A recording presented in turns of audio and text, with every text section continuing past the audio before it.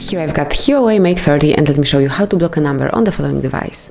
So at first let's open the phone dialer, then click on the more icon, which is 3 dots 1 in the right upper corner, and then go to blocked.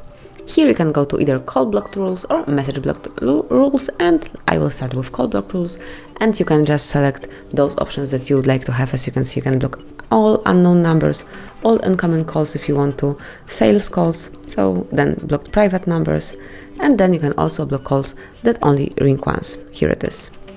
Let's go back. Then you can also set some rules from messages, so you can block spam and also messages from unknown numbers. Then if you would like to block some number, let me add some contact,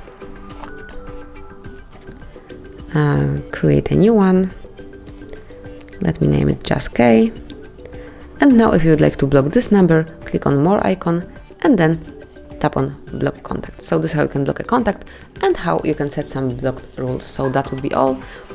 If you'd like to remove this number from your blacklist, simply open this contact, click on more and select remove from blacklist. And now he will be able to reach you. So that would be all. This is how you can personalize blacklist and also how you can block a contact on your device.